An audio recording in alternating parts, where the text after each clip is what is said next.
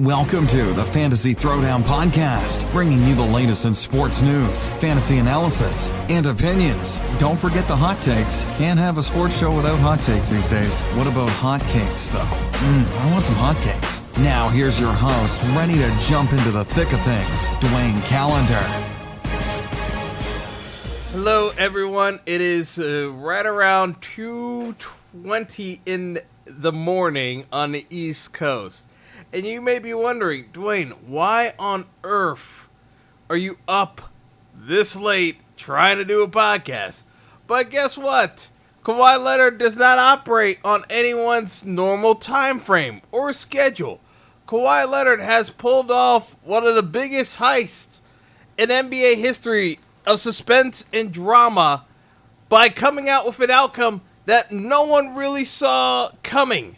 Because while I could never figure out why Kawhi would not want to choose the Clippers, I did not foresee the possibility of Kawhi Leonard actively recruiting his own superstar to come to the Clippers with him after he struck out with KD. Kawhi Leonard has agreed to come to the Los Angeles Clippers, but the reason why this took so long is the fact that he told the Clippers, you need to bring in Paul George from the Thunder. So basically, the last couple of days has been a nonstop negotiation between the Clippers and the Thunder. And you know what? I give the Thunder a hell of a lot of credit. Because not only did they get a record amount of draft compensation, but the simple fact of the matter is that the Clippers literally have offered Oklahoma City 5 first-round picks. Not 1, not 2, not 3, but 5 first-round picks, if I were to quote Bill Cosby. I know, I'm dating myself, but seriously. Actually, no, technically that's Eddie Murphy doing Bill Cosby. Forgive me, folks. It is after 2 a.m. in the morning. The references are not going to be as sharp as they usually are. But I mean, this one's hard. This one is this one's I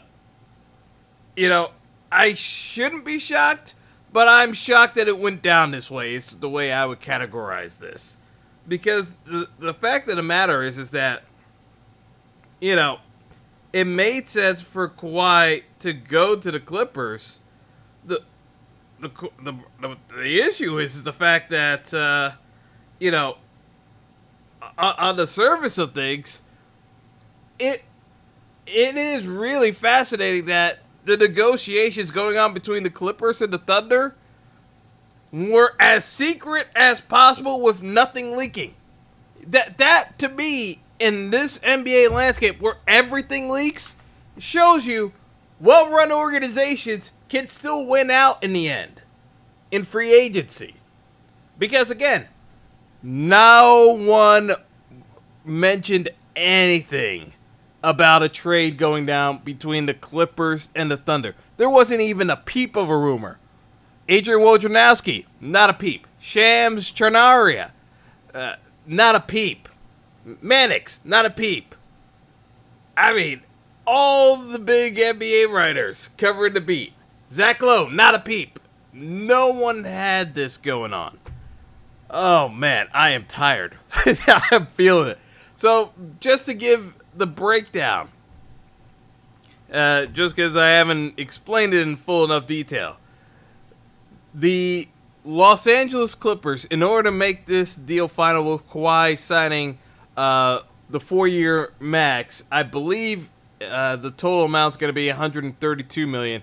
Kawhi still leaving a ton of money on the table with the Raptors, but let's not forget, if he hadn't left San Antonio in the first place, he'd be making $223 million. So he foregone $100 million from the outset, but that's neither here nor there at this point, because Steve Ballmer will make sure that he is treated like a king for the rest of his life. Now Steve Ballmer's $2.1 billion acquisition of the Clippers, going back, now I think we're in year 6 now. Man, time flies. Now that looks like a bargain. Literally, the value of the Clippers with a Kawhi Leonard in his prime, Paul George still in his prime, even though he's having coming off of shoulder surgery and will be out the first couple of weeks of the NBA season. The fact that Paul George is still a NBA elite player, the Clippers now are in a position to control the Western Conference for a good 3+ years. And I know Utah's really good.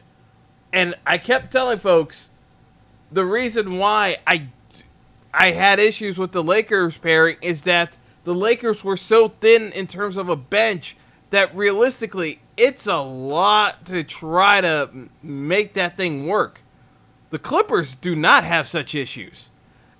Even though the Clippers gave up Danilo Galinari and Shai Gilgeous Alexander to Oklahoma City, along with the 5 draft picks and then the 2 other picks that they could swap. Yeah, it's a ton of draft picks, but realistically, the Clippers still have Montrezl Harrell, Patrick Beverley, and Lou Williams.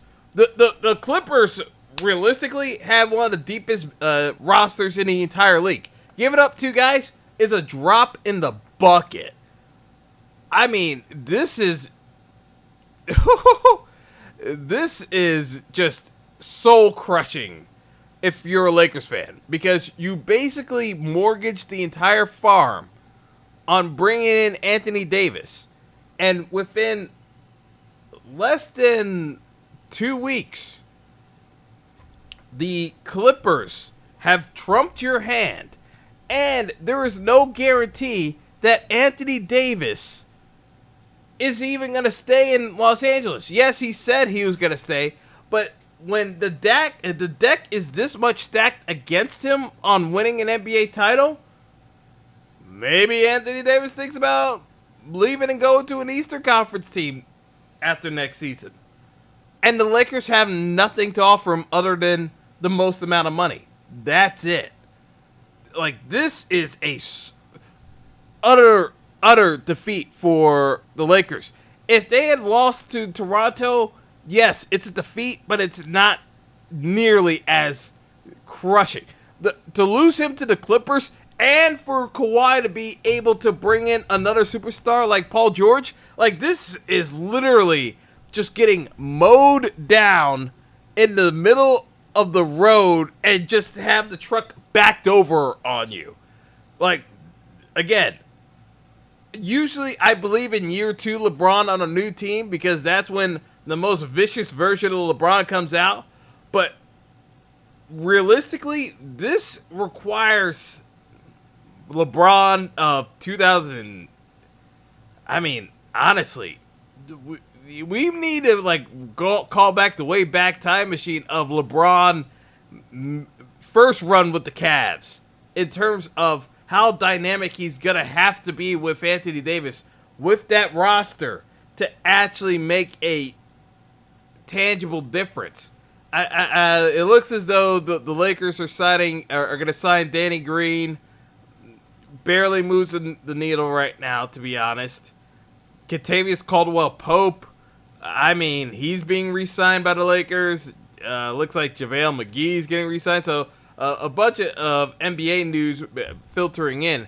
But, man, this is a game changer. I mean, I really can't think of anything else other than saying game changing. And, like, literally, the Clippers have just crushed everyone. Absolutely crushed everyone.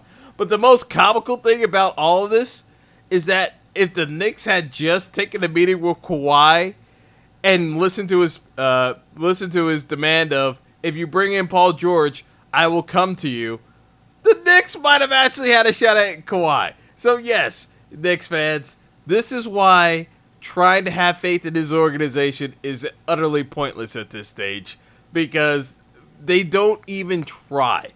You miss every shot you don't take, as the old saying goes.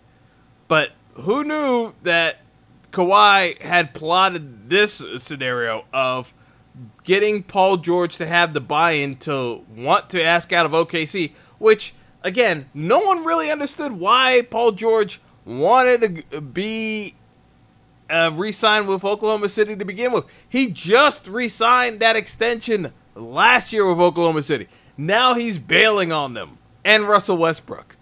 I mean, cold-blooded. It's a cold business in this NBA. I mean, Oklahoma City thinks that they've got locked down a superstar to pair with Russell Westbrook for years to come after Durant leaves, and they got to deal with this mess.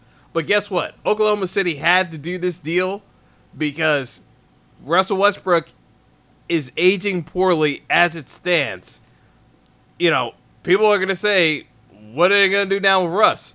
Guess what? Russ is happy getting his numbers unless Russ all of a sudden changes and says, I want out. I don't think there's going to be a huge market for Russell Westbrook with teams pounding down the door with the way the NBA is changing. That's just my take on the situation. But, again, the recap.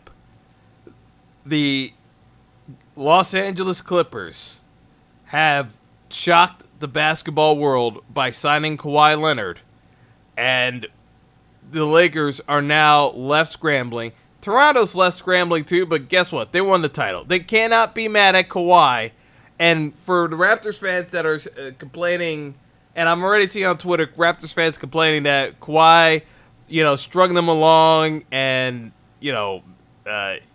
drove out this process. Kawhi didn't prolong the process.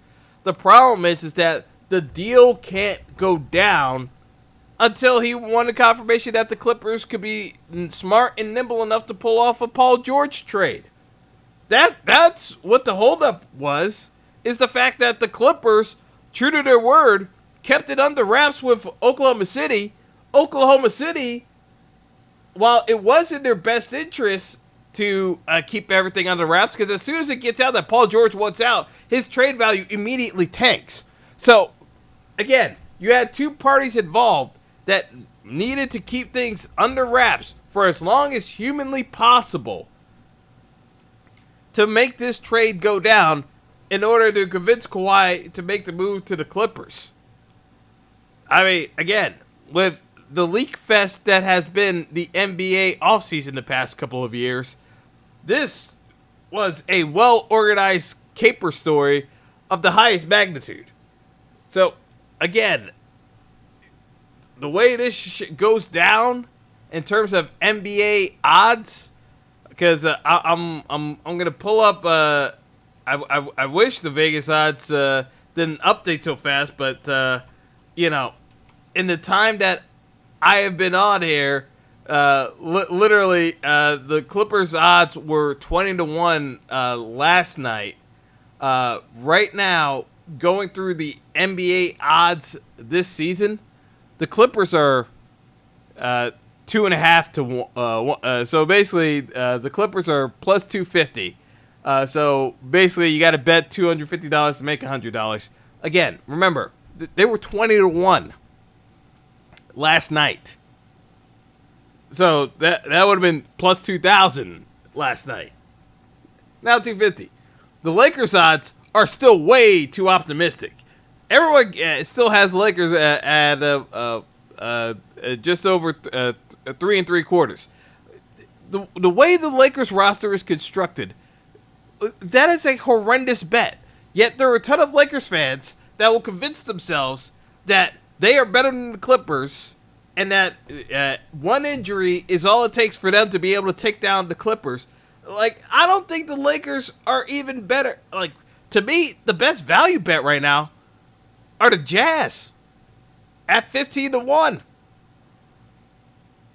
Realistically, the Utah Jazz, and I'll get into it later on because I'm not doing an NBA free agency breakdown summary well past 2:30 in the morning. I'm tired, folks.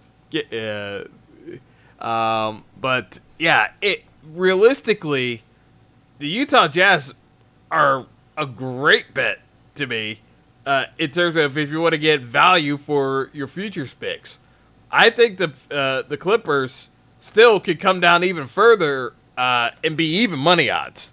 I think the plus 250 is only because folks are still not sure if Paul George is going to be healthy enough this season. That's the only reason why I think that line hasn't come down even further. But, yeah, this is monumental to say the least. So, just running down the odds. Clippers, plus 250.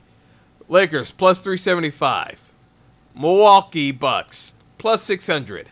The 76ers, plus 900.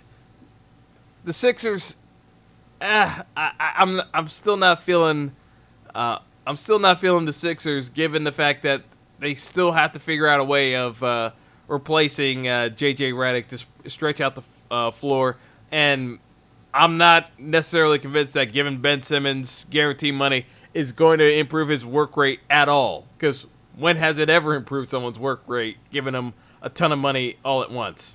But that's a story for another day. It's after 2:30 in the morning, folks. I got to wrap this up. You got the Rockets plus 1250. You got the Warriors plus 1300. Still very optimistic. Vegas still optimistic about the Warriors, even more so than I am. I think the Warriors are still a playoff team, but plus 1300 is pushing it a bit. Jazz plus 1550. Way too high on the Jazz. It was like easily. I'm still throwing some money on that. The Jazz odds really didn't change all that much, but I was hoping it was going to be Toronto and the Jazz would get less favoritism. But the fact that I thought the line would drop a little bit further than that, because the Jazz were about plus 1400. Sliding to plus 1500, I'll take it. I will take it. The Jazz have a really good roster. Toronto, plus 2,000. Folks, they're going to try to say that Toronto has no chance without Kawhi. I'll say this about it. The Raptors did, and one of the reasons why I was a little bit afraid of the Raptors in the NBA Finals was OG Anunoby didn't recover yet, so I didn't think that the Raptors had anyone that could cover Steph Curry. Fred Van Vliet proved me wrong. Because as bad as Van Vliet was playing most of the NBA playoffs, he recovered as soon as his son was born and took care of business that he had to. The Raptors still have a very deep bench. I am not that worried about the Raptors in the Eastern Conference. I still think the Raptors, even though they're going to have their work cut out for them, the Raptors can still find ways of getting things done and still bring in a couple other folks. I wouldn't count the Raptors out just yet. I wouldn't do the win it all for the NBA title, but the Eastern Conference champion, yeah, I still think the Raptors can get to the Eastern Conference Finals, and they can still represent the East in the NBA Finals. I would not say that's absolutely crazy. Denver Nuggets, another rational bet, plus 2050. The Nuggets still have a very talented roster. They should have beaten the Blazers.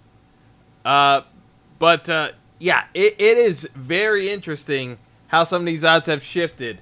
The Boston Celtics, plus 2350. I thought the Celtics odds would have improved with Kawhi leaving the East, but realistically, they were only plus 2400, so it didn't change all that much.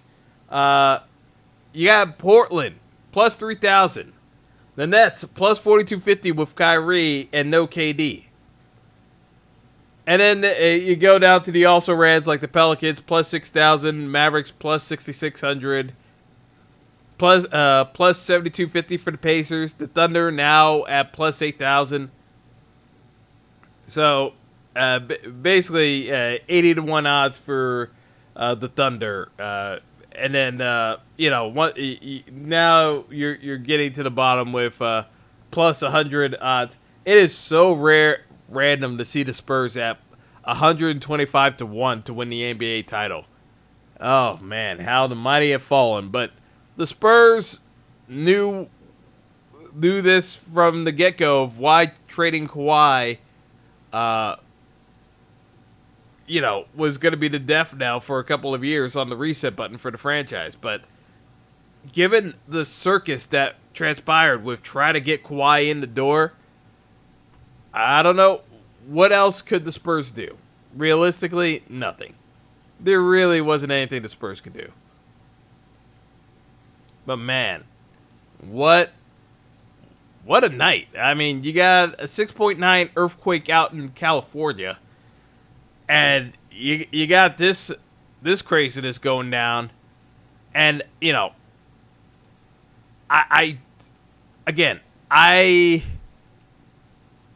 it highlights the fact that we don't know anything about these players.